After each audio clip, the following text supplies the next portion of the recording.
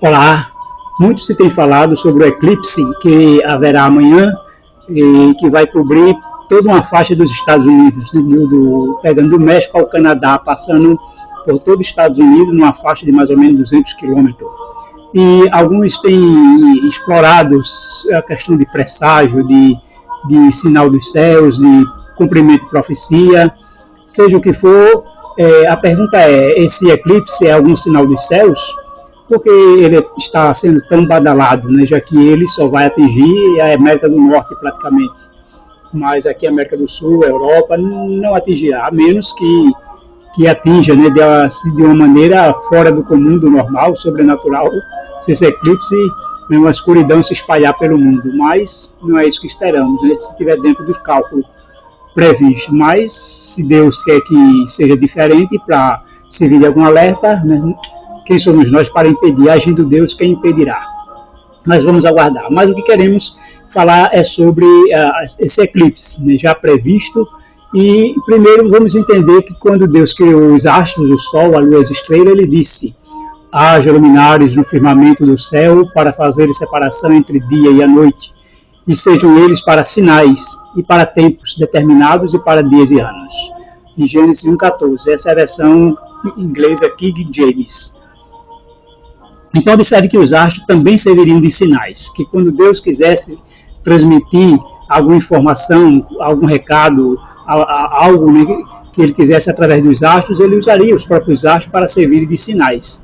Ele usaria não só os acontecimentos naturais, normais, como também poderia fazer com que houvessem fatos em relação aos astros sobrenaturais. Como, por exemplo, nós vemos a nona praga, ela foi uma grande escuridão, 3 dias de escuridão sobre o Egito. E essa nona praga, ela também tinha um presságio. Ela não foi apenas uma escuridão qualquer, ou simplesmente um motivo para ficar em trevas, mas foi porque Deus já tinha enviado 8 pragas antes para tentar persuadir Faraó a libertar seu povo, para tentar amolecer o coração de Faraó. Mas ele resistiu, e toda a nação com ele resistiu aos apelos de Deus. Então, a nona praga foi simplesmente um sinal do céu para dizer que acabou, chegou ao fim e não tinha mais perdão, digamos, não tinha mais como voltar atrás. Ele já atingiu o limite da incredulidade e da rejeição dos apelos de Deus. Porque a 10ª praga não era mais para arrependimento, a 10ª praga já não era mais para que ele voltasse atrás. A 10ª praga era o juízo, era o julgamento final, né? O juízo final, o julgamento que viria agora sobre ele, sobre toda a nação, sem misericórdia, né? Porque a nona praga, a escuridão demonstrou, né? Vislumbrou realmente esse fato, esse recado. Nós vimos também que numa batalha que Josué travou quando eles entraram em Canaã, né, após passarem 40 anos no deserto, e com Josué, numa grande batalha que ele estava, tinha que terminar a guerra, senão corria o risco muito grande de vários reis contra Israel. Então Josué olhou para cima e na linguagem, né, até mesmo atual nossa, de que o sol fez o sol parar e a lua também. Mas a gente sabe que o sol e a lua não param, é a terra que gira, né? Então o que aconteceu é que a terra parou no seu sentido de rotacional, né, o girar em torno dela. A terra não girou, ela ficou parada por quase 1 hora. Isso não acarretou um atraso de um dia, porque a translação dela continuou, né? Ou seja, o movimento dela em torno do Sol, para que um ano se completasse normal. O que fez foi parar a rotação da Terra. Isso não fez atraso de dia, porque o relógio continuou. Apenas, praticamente, não houve noite, né? Houve só a parte clara, com a Terra parada no seu giro em torno de si mesma. Mas Deus usou, então, astros, planetas, Sol, Lua, para dar esse sinal, para fazer esse milagre, para mostrar a sua atuação na natureza. É claro que entendemos que no período de Ezequias, quando Deus o curou e fez retroceder 10 graus no relógio de Acais, então esse retrocesso de 10 graus completou o período que faltava de quase um dia que a Terra parou, porque aí esse retrocesso completou. E isso fez com que, digamos que, voltasse ao normal o calendário, né? O calendário no sentido aí do período de 24 horas que alguns astrônomos entenderam o que ocorreu, mas aí fechou a conta e não houve nenhum problema de atraso de um dia ou de que o sábado passou a ser domingo ou domingo a segunda, não houve isso, porque o sentido da Terra em torno do Sol, né, a sua translação continuou normalmente. E um outro também sinal interessante foi o eclipse que foi previsto por Tales de Mileto. Esse eclipse ocorreu no dia 28 de maio de 1585. Tales de Mileto era considerado um dos 7 sábios da Grécia Antiga e também considerado o pai da filosofia ocidental. Ele desempenhou um papel crucial em um evento histórico que marcou o nascimento da ciência. Há mais de 2.600 anos, em torno disso, no ano 585 a.C., então o eclipse solar que encerrou uma guerra entre os reinos da Lídia e dos Medos. E o contexto, então, foi o seguinte dessa guerra. A batalha ocorreu no planalto da Anatólia Oriental, que hoje faz parte da Turquia. O exército do reino da Lídia, liderado por Alíates, enfrentou o exército do reino Médio, que era conduzido por Ciáchares, ou Ciachares. E a guerra já durava mais de 5 anos. Né? E tinha ano que um lado vencia, tinha ano que era outro, mas ainda não havia um verdadeiro vencedor. E o que ocorreu? Em um dia de batalha, repentinamente o dia se transformou em noite. A sombra do eclipse total do Sol, ocorrido em 28 de maio de 585 a.C., escureceu o campo de batalha. Então, tanto os guerreiros lídios como os medos ficaram assombrados com esse fenômeno. E aí, então, o que aconteceu foi que eles resolveram pôr um fim à guerra. Né?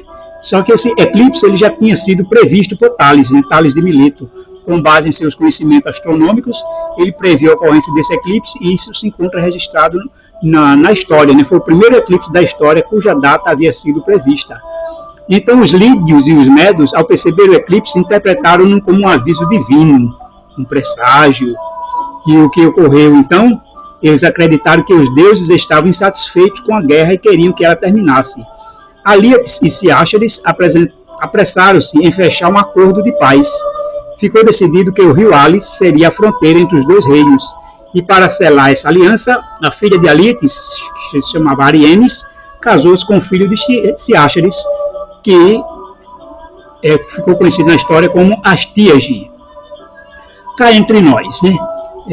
Alguns dizem, sempre que fala de Assuero ou Xerxes, sempre dizem que foi o marido de Esther, lá na história de Esther. O único que fez referência a isso foi justamente o historiador Heródoto, que ele diz que esse Assuero foi o marido de Esther, mas a Bíblia não há referência nenhuma, nem nada na história de Esther que possa indicar que Xerxes ou Assuero, o marido de Esther, foi o filho de Dario, né? Mas há uma outra corrente que diz que Astíage era conhecido como Assuero e Arienes, nesse caso, seria Vasti. E ele teve uma segunda mulher que existe um historiador que conta, né, que era conhecida como Anusia, que realmente ninguém sabe quem teria sido ela, mas em outro vídeo eu vou poder dar mais detalhes sobre a possibilidade de Astíages ter sido Assuero, o marido de Esther. E eu vou divulgar um outro vídeo sobre isso, mas por enquanto é só. Mas aí está a questão de um eclipse, né, que decidiu uma guerra, que fez com que dois reinos, os lídios e os medos, fizessem as pazes, porque eles entenderam que o eclipse era uma mensagem dos deuses, e os povos antigos tinham sempre medo de um eclipse como um aviso, um presságio. Ocorreu também durante a morte de Jesus.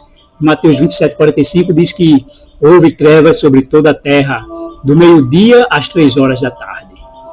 Então observe que no Egito foram 3 dias de escuridão. Durante a morte de Cristo foram 3 horas de escuridão, da hora sexta à hora nona, ou seja, do meio-dia às 3 horas da tarde. 3 horas de trevas, completas trevas, e o texto bíblico diz que foi sobre toda a terra. Então foi um fato, além do comum, além do normal, foi um fato sobrenatural, porque não há registro de eclipse nesse dia, mas a Bíblia informa que houve essa escuridão. Então Deus usou a escuridão e com isso ele digamos assim, Deus apagou o sol, né? Não sei se como, ou simplesmente impediu do sol brilhar, ou colocou a lua na frente, não sabemos, porque a astronomia não resiste a esse acontecimento. Mas o que Deus faz, o sobrenatural, o homem não tem como descobrir. Então, mais uma vez, a escuridão que Deus fez com que o sol não brilhasse, também foi um sinal do céu. Então, quando Deus quer usar os astros para dar um sinal, Deus usa, não há nenhum problema. Então, o que podemos aprender desse eclipse que ocorrerá amanhã, né, 8 de abril de 2024? E esse eclipse também cobrirá toda a América do Norte, né, todos os Estados Unidos. Então, um fato importante é que os Estados Unidos é um país profético, né, um país que está na profecia de Apocalipse 13, como a segunda besta, que dará poder para a primeira besta governar, ou seja, o papado, né, vai dar um total apoio ao anticristo que vai surgir no mundo. Os Estados Unidos vai ser o país que vai decretar uma lei em que todos serão obrigados a receber o sinal ou a marca da besta, e quem não receber vai estar passivo de pena de morte. Só vai poder comprar e vender quem tiver esse sinal. Então, tudo isso a Bíblia registra em Apocalipse 13 e coloca a segunda besta que surgiu da terra como os Estados Unidos da América. Então, esses sinais, né, pelo fato de estar envolvendo esse país, ele causa uma apreensão no mundo evangélico e em todo o mundo. E é por isso que também olhamos para identificar se há algum sinal divino nesse fenômeno que irá acontecer. Bem, no meu campo de estudo, eu estudo cronologia, né, as datas. Dentro do meu campo de estudo, essa data, 8 de abril, ela corresponde a 2.188.895 dias decorridos desde a criação. Então, aqui eu montei um calendário, e esse calendário foi montado em planilha do Excel, de maneira que foi baseado no primeiro dia da criação. E esse primeiro dia da criação nós tomamos como a primavera, 19 de março. Como foi esse ano, a primavera no hemisfério norte começou em 19 de março. Em alguns anos pode variar 19, 20 ou no máximo 21. Então, o dia 19 de março foi o início da primavera e que foi o primeiro dia da criação, dia 1 do ano 1, né? E do ano 1 a N, né? Ou seja, desde a criação.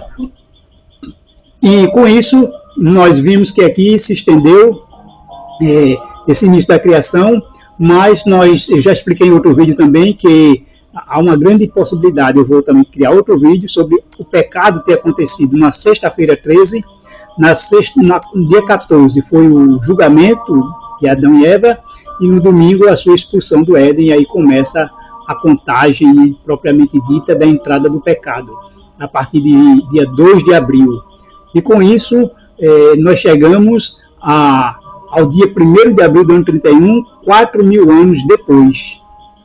4.000 anos depois do pecado. Veja só esse cálculo que nós vamos demonstrar aqui, nesse cálculo. O ano solar, hoje, mais preciso, ele corresponde a 325 dias, 24, 21, 875. Esse é o cálculo do calendário solar tropical. E esse calendário, quando eu multiplico agora por 4.000 anos, nós vamos ter aí que foram decorridos 1.460.968 dias,75. Então, ou seja, depois de 968, entrou um 69 aqui, 0,75. Esse 0,75 vezes 24, que corresponde a um dia, dá 18 horas. Então, essas 18 horas, depois do dia 968, entra então aqui no dia 969, né, o final 969. Então, observe que isso foi uma sexta-feira.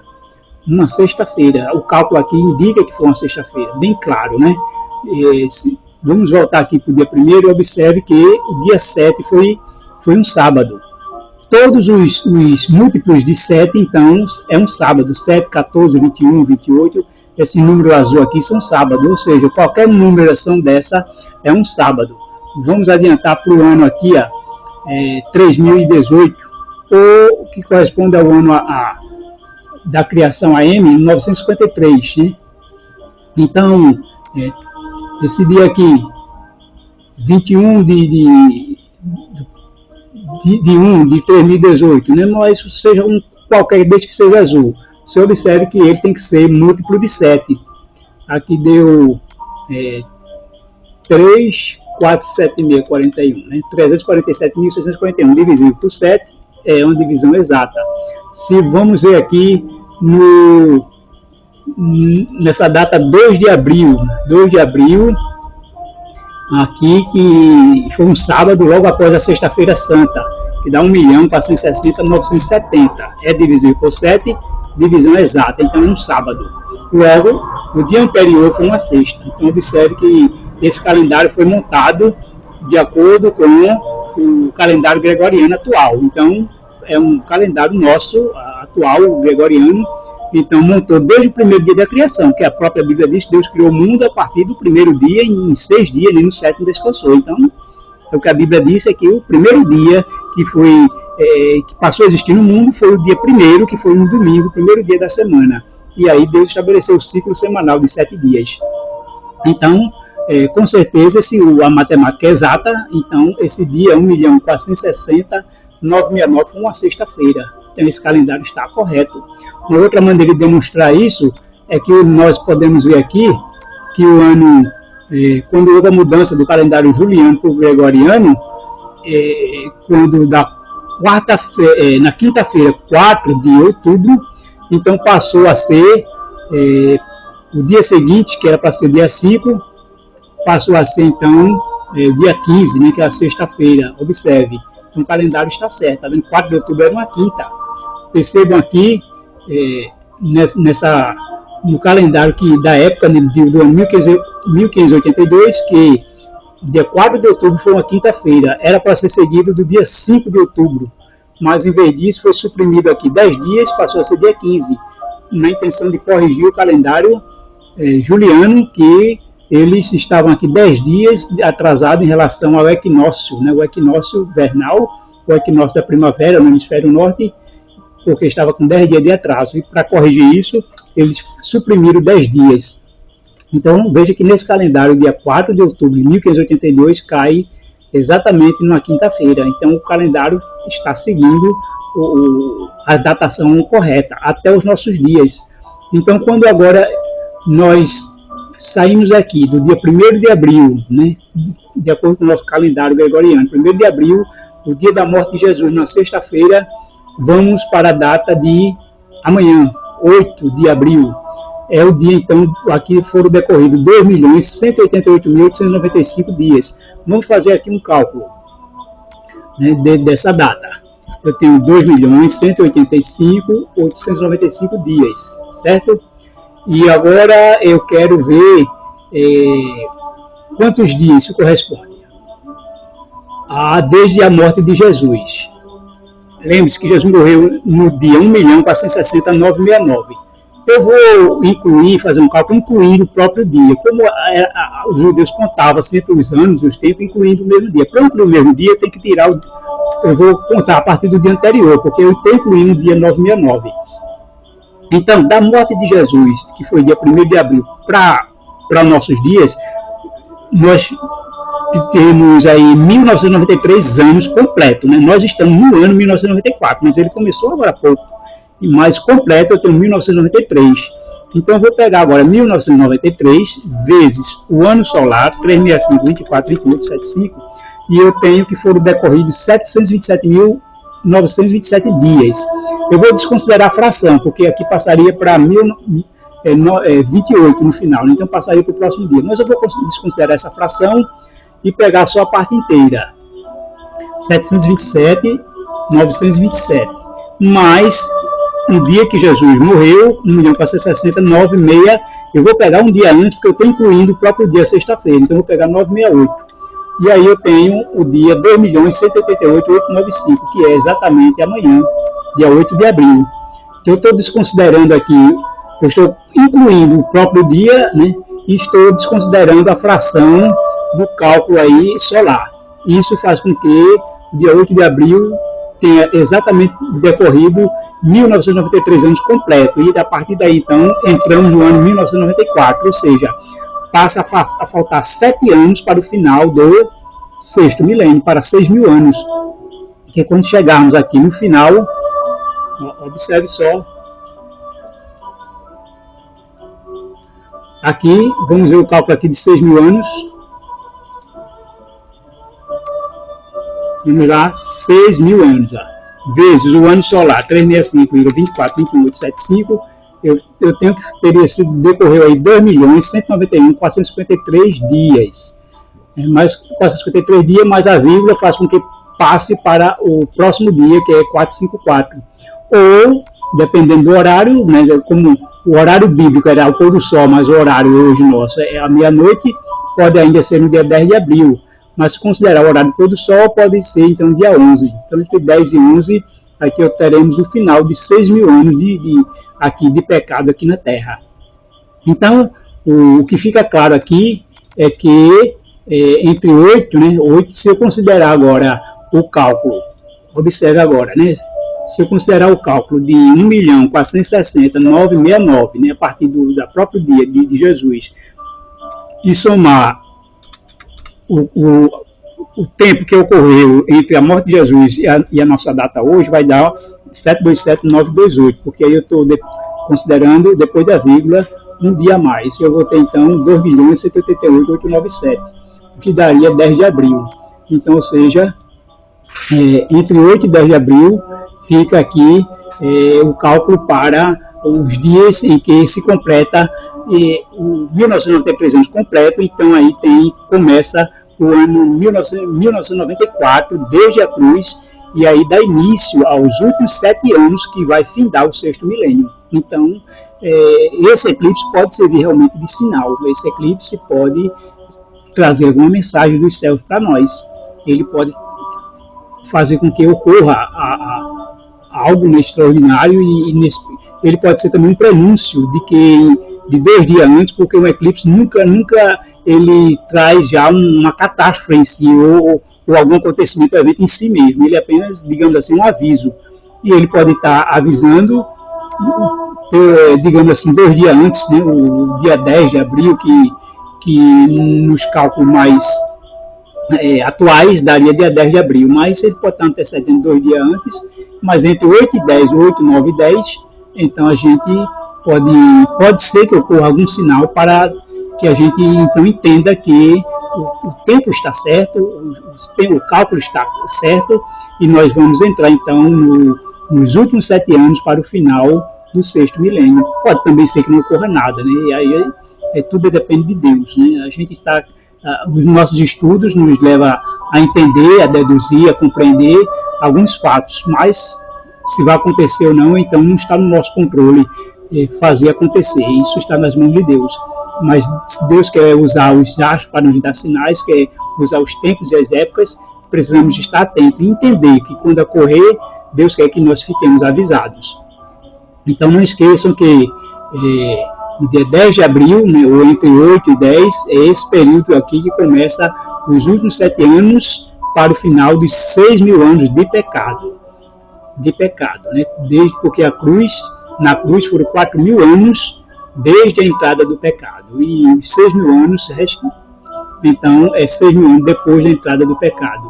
E então, nesse período, a faixa aqui entre 8 e 10, nós estaremos então no ano 5.994 desde a entrada do pecado, ou 1.994 anos desde a morte de Cristo, e que então nos indica que restam 7 anos para os 6.000 anos de pecado aqui na Terra, ou para findar o sexto milênio.